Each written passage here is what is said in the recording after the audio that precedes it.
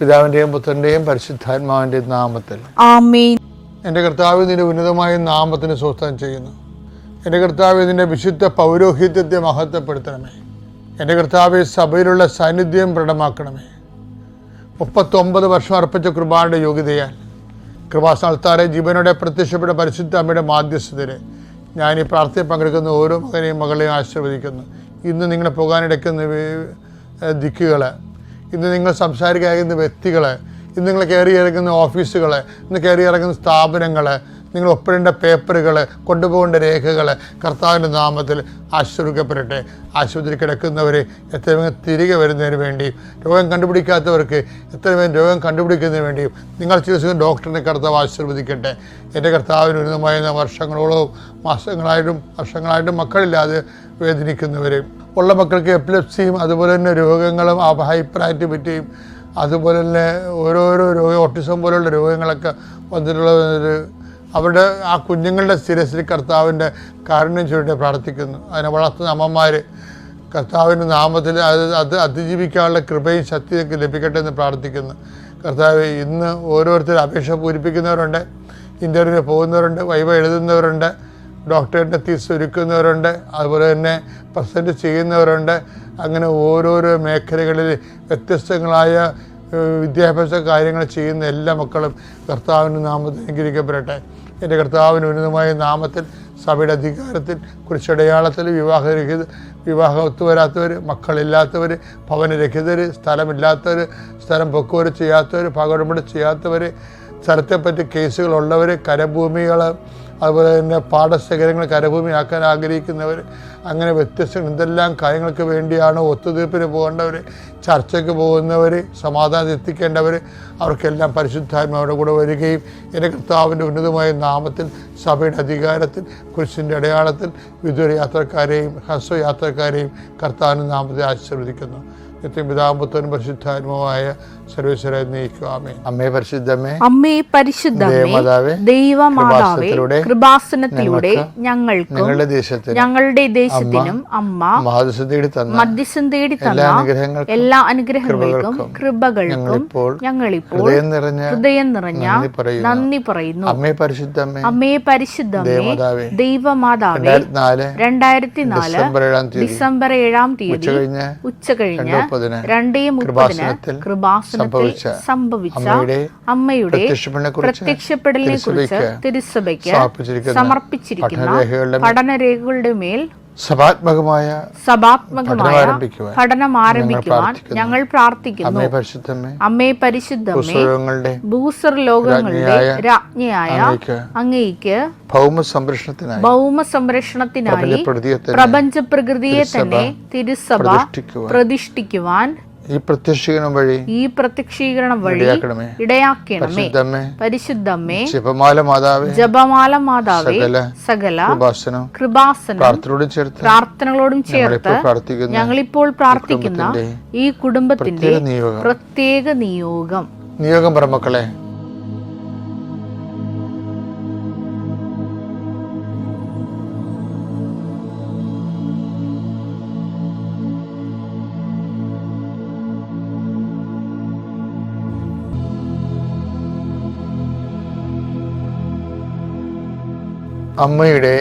അമ്മയുടെ പ്രത്യക്ഷീകരണത്തിന്റെ ഈ അനുഗ്രഹവേളയിൽ ഞങ്ങൾക്ക് സാധിച്ചു തരുവാൻ കനിയണമേ.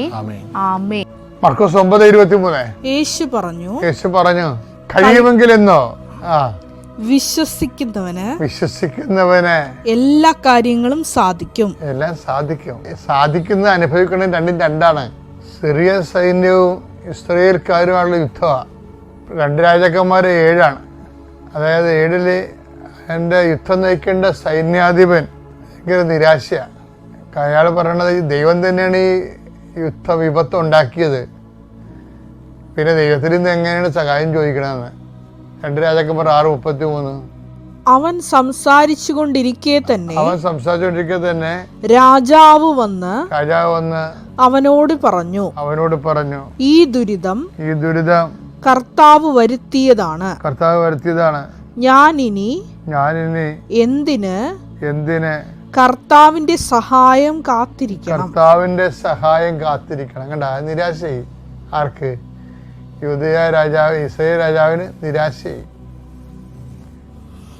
കാര്യം ദൈവം തന്നെ ഇത് വരുത്തി വെച്ചതാണെന്നാണ് പുള്ളി പറയണത്. ദൈവകോപമാണ്. പക്ഷെ നമ്മൾ ദൈവകോപമാണെന്ന് പറഞ്ഞ സംഭവം ഒന്നും ദൈവം വരുത്തി വെച്ചതാകത്തില്ല. അത് നമ്മുടെ കഴിവുകേട് കൊണ്ടും നിരാശ കൊണ്ടും നിർജീവമായതുകൊണ്ടും നമ്മളങ്ങനെ പറയണതാണ്. പക്ഷെ അപ്പോഴേ പ്രത്യാശയായിട്ട് ആര് വരും? പ്രത്യാശനെ കൊണ്ട് എലീഷ വരും. അവിടെ പ്രവാചകൻ 2 രാജാക്കന്മാർ 7:1 എലീഷ പറഞ്ഞു, കർത്താവിന്റെ വചനം ശ്രവിക്കുവിൻ.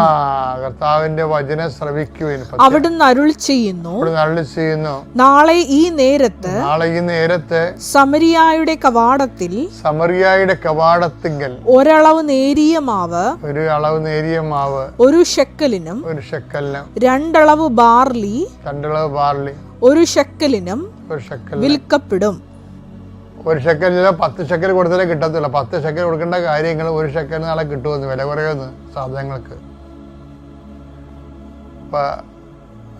ഇപ്പൊ പട്ടിണി കിടന്ന് കിരുന്നാറി ഭക്ഷണം കണ്ടിട്ട് മാസങ്ങളായ ആൾക്കാരുടെ ഇത് പറയണത്. അപ്പം അങ്ങനെ സൂചിപ്പിക്കേണ്ട കാര്യമില്ല.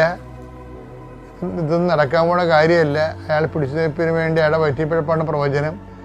അതുകൊണ്ട് അയാൾ പ്രവചിക്കണമെന്നുള്ള രീതിയിൽ ദൈവനിഷേധമാണ് പറയാൻ പോണത് ഈ കൂടെ നിൽക്കുന്ന ആള്.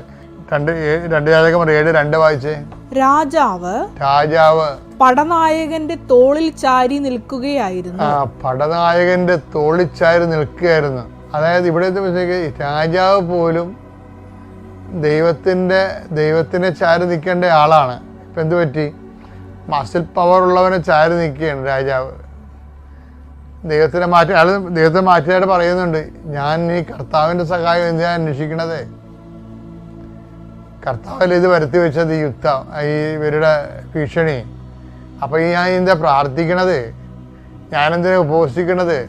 ഞാൻ എന്തിനാണ് കുർബാനയ്ക്ക് പോണത്? ഇങ്ങനെയൊക്കെയുള്ള നിലപാടില്ലേ? അപ്പം സങ്കടങ്ങൾ വരുമ്പോൾ അതെല്ലാം കർത്താവിൻ്റെ പെടലേക്ക് കെട്ടി വെച്ചിട്ട് അയാൾ എന്ത് ചെയ്യും? അയാൾ രാജാവ് പടനായകൻ്റെ ചുമലിൽ ചാടിയേക്ക്. അയാളെ കയ്യിലാണ് പടയാളികളുള്ളത്. അയാൾ യുദ്ധം ചെയ്താൽ മാത്രമേ നമുക്ക് ജീവിക്കാൻ പറ്റത്തുള്ളൂ.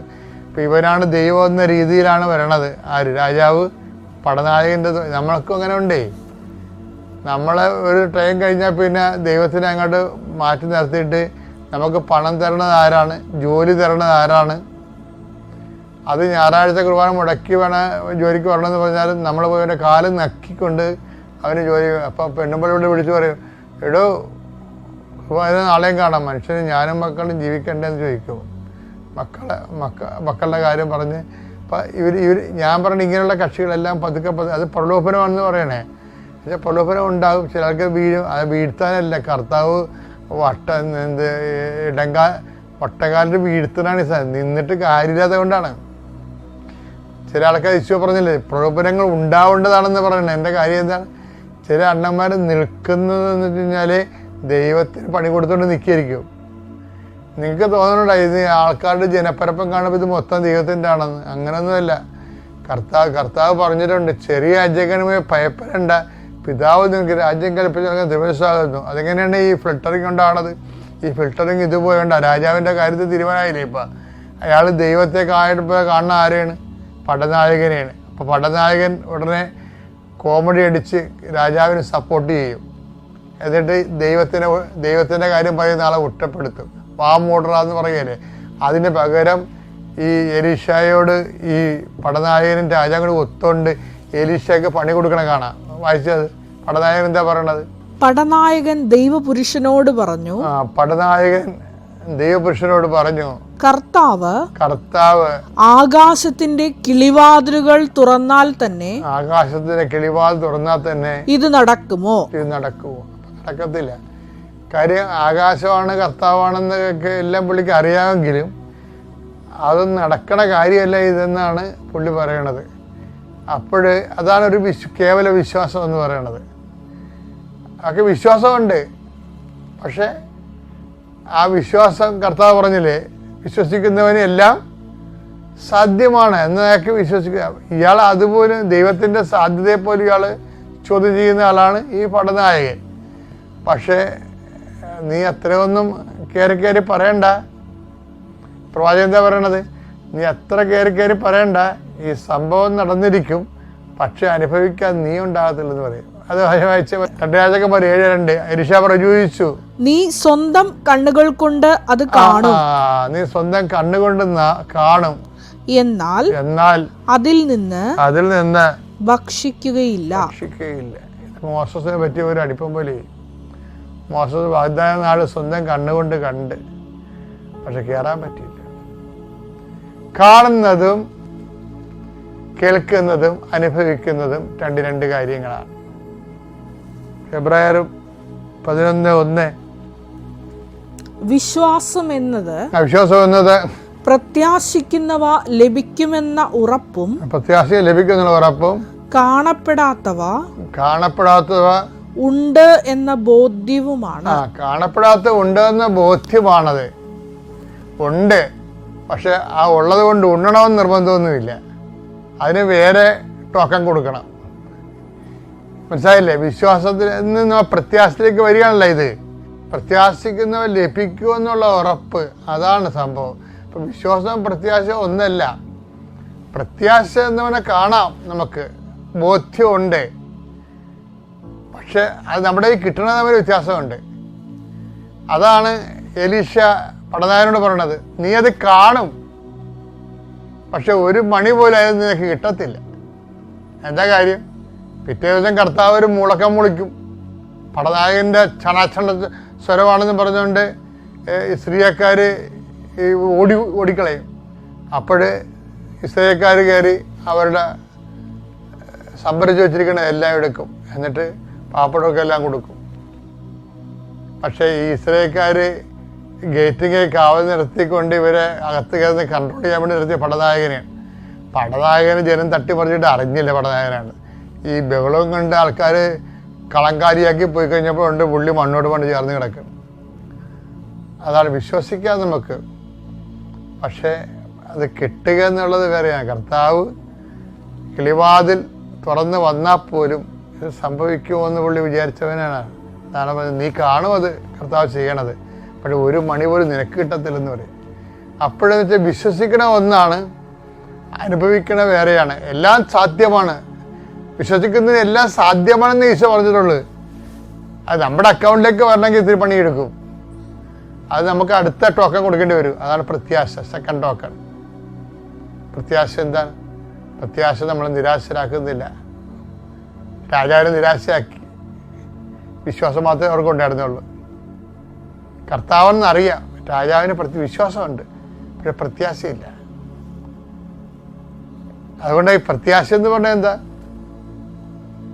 കാണപ്പെടാത്ത ഉണ്ടെന്ന് ഉറപ്പാണ്. ഉറപ്പുള്ളവനെന്ന് വെച്ചാൽ ഉറപ്പുള്ളവനുള്ള ഗുണം എന്താണെന്നറിയാവുക? അവൻ പോയി തൈക്കൊള്ളെല്ലാം വിൽക്കും. ഇപ്പം നിധി കണ്ടെത്തിയ കഥ പറയണില്ലേ? ഈ 13 കഴിഞ്ഞാൽ പിന്നെ നിധിയിലോട്ടാണ് ഉറപ്പുള്ള ആൾക്കാരെ കുറിച്ച് സംസാരിക്കണതാണ്. 13:44 മത്തായിയുടെ സുവിശേഷം. സ്വർഗരാജ്യം വയലിൽ ഒളിച്ചു വെച്ചിരിക്കുന്ന നിധിക്ക് തുല്യമാണ്. അത് കണ്ടെത്തുന്നവൻ അത് മറച്ചു വെക്കുകയും സന്തോഷത്തോടെ പോയി തനിക്കുള്ളതെല്ലാം വിറ്റ് ആ വയൽ വാങ്ങുകയും ചെയ്യുന്നു. അപ്പൊ ഉറപ്പാണതേ. കണ്ടെത്തി കഴിഞ്ഞാൽ ശരി കണ്ടെത്തും, പക്ഷെ കണ്ടെത്തിയത് കിട്ടണമെന്നുണ്ടെങ്കിൽ വിൽക്കണമല്ല, അത് വിൽക്കത്തില്ല അവര്. പ്രത്യാശ ഉള്ളവൻ അത് വിൽക്കും. അതാ പ്രത്യാശ നമ്മൾ നിരാശരാക്കുന്നില്ല. അതാണ് ഇത് തമ്മിൽ കണക്റ്റഡാണ്, ഇന്റർ കണക്റ്റഡാണ്. ചില ആൾക്കാർക്ക് വിശ്വാസം മാത്രമേ ഉള്ളൂ, പ്രത്യാശയിലെന്ന് പറയുമ്പോൾ. അപ്പോൾ അത് കാണപ്പെടാത്ത ഉണ്ട്, പക്ഷെ കണ്ട കാര്യങ്ങൾ നമുക്ക് കിട്ടണമെന്ന് വലിയ നിർബന്ധമുണ്ടോ? കാണുന്നുണ്ടെങ്കിൽ പ്രത്യാശ വേണം. പ്രത്യാശ വേണമെങ്കിൽ എന്ത്? പ്രത്യാശയെ പ്രൂവും. അതും പ്രത്യാശയും പ്രവൃത്തി മൂലമാണ് സാധൂകരിക്കപ്പെടുന്നത്. മനസ്സിലായില്ലേ? വിശ്വാസം പ്രവൃത്തി മൂലമാണ് സാധൂകരിക്കപ്പെടുന്നത്, പ്രത്യാശയും പ്രവൃത്തി മൂലമാണ് സാധൂകരിക്കപ്പെടുന്നത്. അപ്പോഴാണ് ഈ 60 മേനിയാകണത്. കൊടുത്ത പോയിന്റ്. ഇതുകൊണ്ട് നമ്മുടെ പ്രശ്നം എന്താണ്? എന്തുകൊണ്ടാണ് നല്ല നിലത്ത് വീണത് ഇനി പല പല മേനി വരാൻ കാര്യം, അതിൻ്റെ കാര്യം പല പല രീതിയിലുള്ള റേഞ്ചിലാണ് ഇത് അക്സെപ്റ്റ് ചെയ്യുന്നത്. ഓക്കെ അല്ലേ? വിശ്വാസ പ്രമാണം. സർവശക്തനായ പിതാവും ആകാശത്തിന്റെയും ഭൂമിയുടെയും സൃഷ്ടാവുമായ ദൈവത്തിൽ ഞാൻ വിശ്വസിക്കുന്നു. അവിടുത്തെ ഏകപുത്രനും ഞങ്ങളുടെ കർത്താവുമായ ഈശോ മിശിഹായിലും ഞാൻ വിശ്വസിക്കുന്നു. ഈ പുത്രൻ പരിശുദ്ധാത്മാവിനാൽ ഗർഭസ്ഥനായി കന്യകാമറിയത്തിൽ നിന്ന് പിറന്ന് പൊന്തിയോസ് പീലാത്തോസിന്റെ കാലത്ത് പീഡകൾ സഹിച്ച് കുരിശിൽ തറയ്ക്കപ്പെട്ട് മരിച്ച് അടക്കപ്പെട്ട് പാതാളങ്ങളിൽ ഇറങ്ങി മരിച്ചവരുടെ ഇടയിൽ നിന്ന് മൂന്നാം നാൾ ഉയർത്ത് സ്വർഗത്തിലേക്ക് എഴുന്നള്ളി സർവശക്തിയുള്ള പിതാവായ ദൈവത്തിന്റെ വലതുഭാഗത്തിരിക്കുന്നു. അവിടെ നിന്ന് ജീവിക്കുന്നവരെയും മരിച്ചവരെയും വിധിക്കുവാൻ വരുമെന്നും ഞാൻ വിശ്വസിക്കുന്നു. പരിശുദ്ധാത്മാവിലും ഞാൻ വിശ്വസിക്കുന്നു. വിശുദ്ധ കത്തോലിക്കാ സഭയിലും പുണ്യവാന്മാരുടെ ഐക്യത്തിലും പാപങ്ങളുടെ മോചനത്തിലും ശരീരത്തിന്റെ ഉയർപ്പിലും നിത്യമായ ജീവിതത്തിലും ഞാൻ വിശ്വസിക്കുന്നു. ആമേൻ. സുഖസ്ഥനായ ഞങ്ങളുടെ പിതാവേ, അങ്ങയുടെ നാമം പൂജിതമാകണമേ. അങ്ങയുടെ രാജ്യം വരണമേ. അങ്ങയുടെ തിരുമനസ് സ്വർഗത്തിലെ പോലെ ഭൂമിയിലും ആകണമേ. അന്നു വേണ്ടുന്ന ആഹാരം ഇന്ന് ഞങ്ങൾക്ക് തരണമേ. ഞങ്ങളോട് തെറ്റ് ചെയ്യുന്നവരോട് ഞങ്ങൾ ക്ഷമിക്കുന്നത് പോലെ ഞങ്ങളുടെ തെറ്റുകൾ ഞങ്ങളോടും ക്ഷമിക്കണമേ. ഞങ്ങളെ പ്രലോഭനത്തിൽ ഉൾപ്പെടുത്തരുതേ, തിന്മയിൽ ഞങ്ങൾ രക്ഷിക്കണമേ. ആമേൻ. നന്മ നിറഞ്ഞ മറിയമേ, സ്വസ്തി. കർത്താവ് അങ്ങയുടെ കൂടെ സ്ത്രീകളിൽ അങ്ങ് അനുഗ്രഹിക്കപ്പെട്ടവളാകുന്നു. അങ്ങയുടെ ഉദരത്തിൻ ഫലമായി ഈശോ അനുഗ്രഹിക്കപ്പെട്ടവനാകുന്നു. പരിശുദ്ധ മറിയമേ, തമ്പുരാന്റെ അമ്മേ, പാപികളായ ഞങ്ങൾക്ക് വേണ്ടി ഇപ്പോഴും ഞങ്ങളുടെ മരണസമയത്തും തമ്പുരാനോട് അപേക്ഷിക്കണമേ. ആമേൻ. രണ്ട് വാക്കാണ്, അപകടകരമായ രണ്ട് വിഷമാണ് ഈ സംഭവം. ഒന്ന് സൈനൈഡ് പോലെ വിഷമാണ്, എൻഗേജ്മെൻറ്റ് സൈനൈഡ് പോലെ വിഷമാണ്.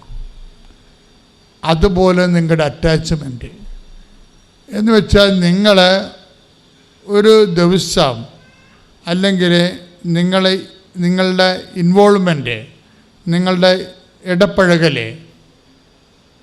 ഏറ്റവും കൂടുതൽ വ്യക്തി ആരോടാണ്? ആ വ്യക്തിയാണ് നിങ്ങളുടെ ദൈവം. ക്ലിയർ? പിന്നെ ദൈവത്തിൻ്റെ അവിടെ ആവശ്യമില്ല, സ്പേസ് ഇല്ല. പല ആൾക്കാർക്കും വന്നിരിക്കുന്നത് ആധ്യാത്മിക അപകടം എന്ന് പറയുന്നത് ദൈവത്തിൻ്റെ കസേര വലിക്കണ പരിപാടിയാണ്. ദൈവത്തിൻ്റെ കസേര വലിച്ചു കളയും, ദൈവം ഇരിക്കാനുള്ള കസേര വലിക്കും. എന്താ കാര്യം? അതെന്ത് സംഭവിച്ചാൽ ദൈവം ആർക്ക് നിങ്ങൾ അമിത പ്രാധാന്യം കൊടുത്താൽ അയാൾ ഓട്ടോമാറ്റിക്കലി നിങ്ങളുടെ ദൈവമായിട്ട് വർക്കൗട്ട് ചെയ്യും.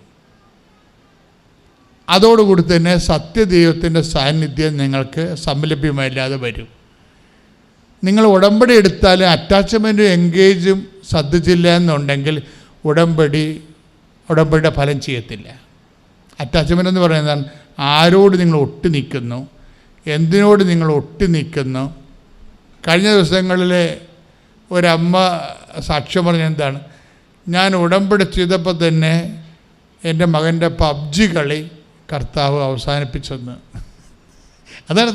അപ്പോൾ ആ മേഖലയിൽ ആ വീടിന് അവന് അറ്റാച്ച്മെൻറ്റാണ് അതിൻ്റെ അകത്ത് അവന് അറ്റാച്ച്മെൻറ്റ് തന്നെയല്ല. ഇപ്പോൾ വേറെ ബിന്ദു ഈ ദിവസം ഈ ആലപ്പുഴ എന്നൊരു സാക്ഷ്യം ഉണ്ടായി കഴിഞ്ഞ ദിവസങ്ങളിൽ. അതായത് പേരെന്താ അവരുടെ, ടിൻഡു പൊങ്കാവ് ആലപ്പുഴ. അവരുടെ സാക്ഷ്യം എന്ന് പറയണത് അത് നിങ്ങൾ ശ്രദ്ധിക്കണം.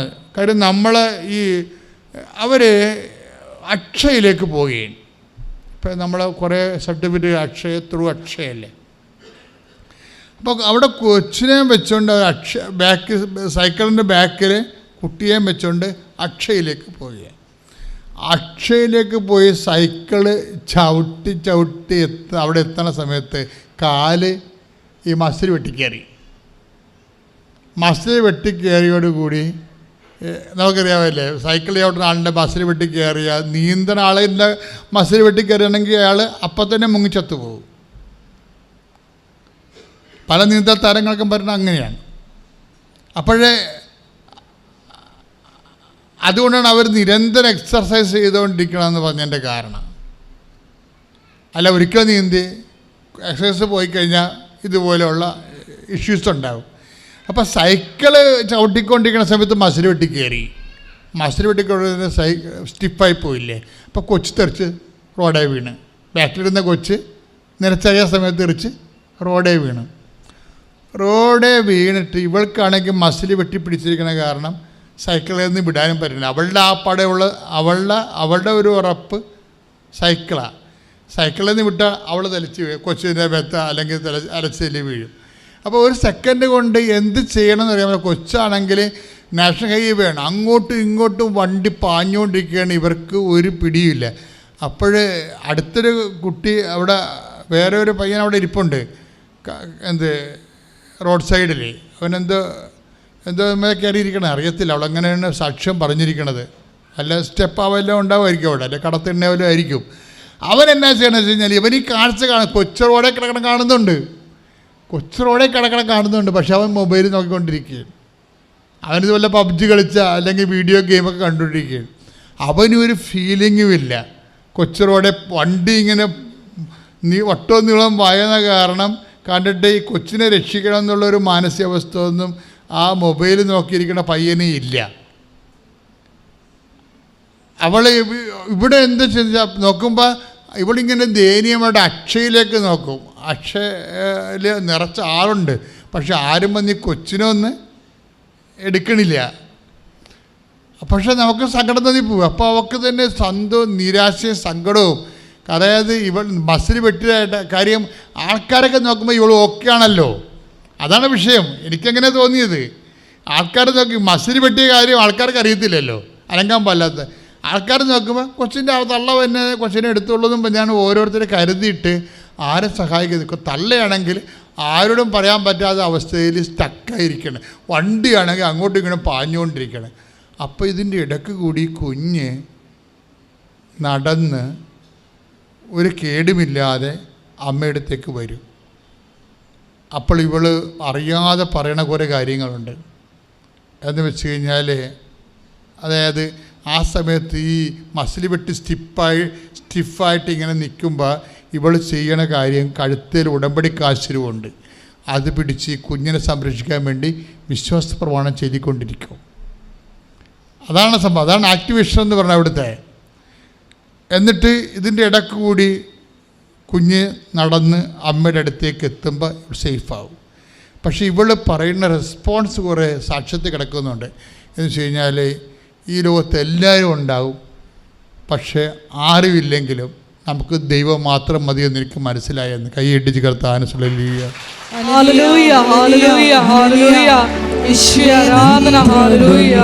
ദൈവത്തോടു എന്തു ചെയ്തു നന്ദി ചൊല്ലിടും. എന്റെ കൊച്ചു ജീവിതത്തെ നിന്റെ മുൻപിൽ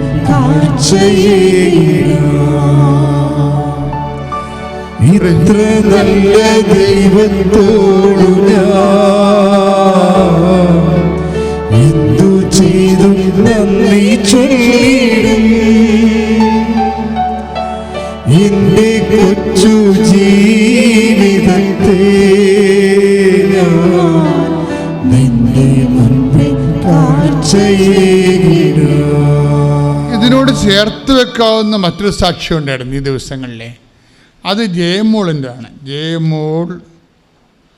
ജയമോൾ രാമപുരം പാലായിലുണ്ട്, കോട്ടയത്തുണ്ട്, കുറേ സ്ഥലത്തുണ്ട്. ഞാൻ രാമപുരം എന്ന് എഴുതിയിരിക്കണം. ഇപ്പോൾ ജയമോളിൻ്റെ സാക്ഷ്യം എന്ന് വെച്ചാൽ, ജയമോളിന് ഉള്ളൊരു അവർ ഒരു കുഞ്ഞു കുടുംബമാണ്. അവർക്കൊരു 10-40 സെൻറ്റ് റബ്ബറുണ്ട്. ആ റബ്ബറിൻ്റെ അകത്തുള്ള ഷീറ്റ് അവർ ടാപ്പ് ചെയ്ത് അവർ തന്നെ ടാപ്പ് ചെയ്യുകയാണ്. എന്നിട്ട് ഷീറ്റാക്കുന്ന ഒരു റബ്ബർ പുര ഉണ്ടാക്കിയവർ. നമ്മൾ ഷീറ്റാക്കുന്ന ഈ റബ്ബർ അതിൻ്റെ പ്രത്യേക അച്ചും ഒക്കെ ഉണക്കി 80 രൂപ അല്ലെങ്കിൽ 100 രൂപയൊക്കെ കൊടുക്കത്തില്ലേ, അതുപോലെയുള്ള ഷീറ്റ് ഉണ്ടാക്കുന്ന ഭർത്താവും ഭാര്യയും കൂടി ഉള്ളൊരു ജോലിയാണത്. അത് വെച്ചാണ് അവർ ഭക്ഷണം കഴിച്ച് പോണത്. ഒരു സാധാരണ കുടുംബമാണ്. പക്ഷേ എന്താ പ്രശ്നം വെച്ച് കഴിഞ്ഞാൽ, ഇപ്പോൾ ഈ ഒരു റബ്ബർ പുരയാണിത്, റബ്ബറിൻ്റെ ഷീറ്റ് ഉണ്ടാക്കുന്ന പുര, ഒരു കുടിൽ വ്യവസായമാണ്. പക്ഷെ അതിനിപ്പോൾ ഒരു പെൻഡിങ് ആയി. അത് പെൻഡിങ് എന്ന് പറയണത് അടുത്ത ആൾ കൊണ്ടുപോയി കേസ് കൊടുത്തുകയാണ്. വില്ലേജ് ഓഫീസിൽ ചെന്നപ്പോഴും ഞങ്ങളിത് തുടങ്ങട്ടെ എന്ന് പഞ്ചായത്ത് എന്ന് പറഞ്ഞ് നിങ്ങൾ തുടങ്ങിക്കോ, ഒരു കുഴപ്പമില്ല. അവർക്ക് ആദ്യം നമ്പരൊന്നും കൊടുത്തില്ല. ഇപ്പം കുടിൽ വ്യവസായത്തിന് നമ്പർ കൊടുക്കണമല്ലോ. അപ്പോൾ അതിനനുസരിച്ചല്ല അതിൻ്റെ കറണ്ടും കാര്യങ്ങളും മറ്റ് ചിലവുകളൊക്കെ വരുന്നത്. പക്ഷേ ഇപ്പോഴേ ഈ ഗ്രീൻ ചാനലിലൂടെ എല്ലാവർക്കും സ്റ്റാർട്ടപ്പ് ചെയ്യാൻ പറ്റുമല്ലോ.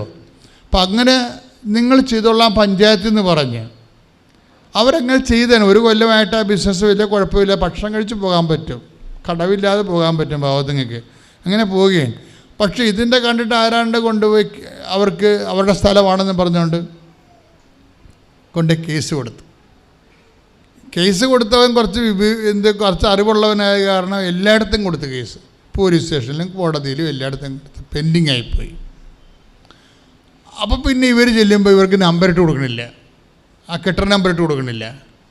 കെട്ടർ നമ്പർ ഇട്ട് കൊടുക്കാൻ പറ്റുന്നില്ല. പിന്നെ അവിടെ ആ കുടിൽ വ്യവസായം ചെയ്യാൻ പറ്റത്തില്ല. ഈ മലയാളികളുടെ ഏറ്റവും വലിയ ഗതികേടാണ് ശരിക്കും. ഈ എന്തെങ്കിലും തുടങ്ങാൻ ഇവിടെ ഭയങ്കര പാടാണ് ശരിക്കും.